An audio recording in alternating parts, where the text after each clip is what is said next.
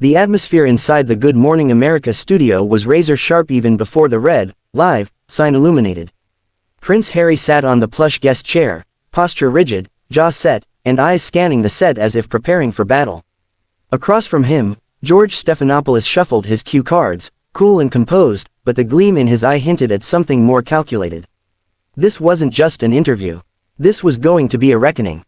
The GMA segment had been highly publicized all week, billed as Harry's most honest and unfiltered conversation since the release of his polarizing memoir in Netflix docuseries. But no one expected what would unfold live on air. Prince Harry, George began, with the practiced calm of a seasoned anchor, "You've long criticized the UK press for its invasiveness. Yet here you are in America, doing exclusive deals with Netflix, Spotify, and publishers, all spotlighting your private life. Isn't that, in some way, contradictory?" A flicker of irritation passed over Harry's face, but he maintained his practiced, diplomatic smile. "I think it's important to make a distinction between intrusion and intentional storytelling. I've chosen to share my truth, not have it twisted by tabloids or palace PR machines." George leaned in slightly, tone firming. "But you're monetizing that truth. Isn't there a difference between speaking out and selling out?" The words hit hard. There was a visible shift in Harry's demeanor. His smile tightened, and his hand gripped the armrest of the chair. "With respect, George, that's a loaded way of looking at it. If I wanted to sell out, I wouldn't be using my platform to talk about mental health or to challenge systems that failed me and my family." Unfazed, George countered, "But you're doing all of this from the safety of California, with multi-million-dollar deals. Meanwhile, the family you criticize remains silent, bound by royal protocol. Doesn't that feel like punching down from a place of privilege?" Harry's eyes narrowed slightly, the first real crack in his media-trained composure. "That's not punching down, that's punching back, against a system that was never built to protect me or my wife." A murmur moved through the studio audience, a mix of discomfort and curiosity. George, sensing the shift, pushed further. "You've said repeatedly that you want privacy, yet you've released a memoir detailing deeply personal family interactions, some that your brother and father have reportedly found painful. Do you regret sharing any of it?" Harry hesitated, then exhaled. "No, because silence enables abuse. If people are uncomfortable, maybe that's a sign something needed to be said." George raised an eyebrow. "Or maybe it's a sign you've crossed a line." The tension was now thick enough to cut with a knife. Harry's expression hardened. "I didn't come here to be lectured. And I didn't invite you here to be handled," George shot back, his voice low and firm. "If you're going to speak truth, Prince Harry, then expect truth in return." A stunned silence followed. It was rare, almost unheard of, for a high-profile interview with royalty to go off-script like this. But George wasn't playing by the usual media rules, and Harry realized it too late. The prince leaned back in his chair, jaw clenched, eyes flicking toward his team standing off-camera with visible unease. The camera briefly cut to a wide shot, perhaps in an effort to diffuse the intensity. But viewers at home, and those in the studio, could feel it. Something had ruptured. George leaned in for one final question before the break. "Do you ever worry that in your attempt to control the narrative, you've actually lost control of the public's trust?"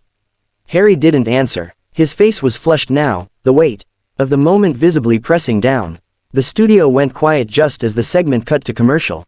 Backstage, producers whispered urgently into headsets, and Harry's publicist looked pale. This was not the soft focus conversation they had prepared for. When the cameras returned from the commercial break, the tension had thickened to an almost unbearable degree. Prince Harry sat noticeably more rigid, his expression now a mixture of restraint and frustration. Across from him, George Stephanopoulos wasted no time diving back in, his next question aimed not at Harry's personal choices, but at his public contradictions. "Let's talk about Afghanistan," George said bluntly. "You wrote in your memoir that you killed 25 Taliban fighters. That revelation has sparked outrage, not just from political leaders and the public, but from military veterans across the globe. They say it endangers serving soldiers and glamorizes death. Why share that?" Harry's nostrils flared slightly. "Because it's the truth. I wanted to be honest about what war does to a person. About the psychological toll. I wasn't bragging, I was humanizing an experience that's too often glorified or misunderstood." George didn't flinch. "But by putting a number to it, didn't you reduce lives to statistics? Even if your intent was noble, couldn't that information have been omitted?" Harry's voice rose, edged with tension. "If I'd omitted it, someone would say I was hiding things. If I include it, I'm accused of boasting. I can't win either way. But I stand by telling the truth. For a moment, George said nothing. He simply studied the prince, then calmly asked, is the truth more important than the consequences? That question seemed to stun Harry. His lips parted, but no words came out immediately. He blinked rapidly, the weight of the moment pressing in from all sides. I believe, if we can't tell the truth about our past, we'll never heal from it. George nodded, but his voice turned sharper. Fair enough. Then let's talk about another truth. Your relationship with the royal family. You've accused your family, specifically your brother, of betrayal, racism, and neglect. But in recent weeks, it's come out that you refused to attend key family events. Even your father's cancer diagnosis didn't bring reconciliation. Doesn't that send a message that you've shut the door completely? Harry shifted in his seat. No, I've never shut the door. But reconciliation takes both sides. I can't force people to have hard conversations if they're not willing to show up. George leaned forward, eyes narrowed. Or perhaps they don't want to reconcile under the threat of another book deal or tell-all interview. A gasp echoed from someone in the crew. Harry's face darkened, visibly rattled. That's an unfair accusation. I'm not holding anyone hostage with a pen. I've done what I felt was necessary to protect my family. But who's protecting the people you're writing about? George snapped. You claim to hate the media circus, yet you've become its ringleader. Harry's jaw clenched. For a split second, he looked as if he might stand up and walk off the set. He glanced at the producers behind the camera, clearly debating whether to pull the plug. Then, with a shaky breath, he muttered, I didn't expect this to be a trial.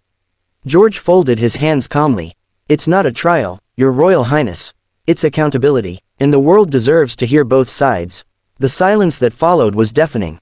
After a long pause, Harry leaned forward, his tone quiet but laced with fire. Maybe the world should look in the mirror, too.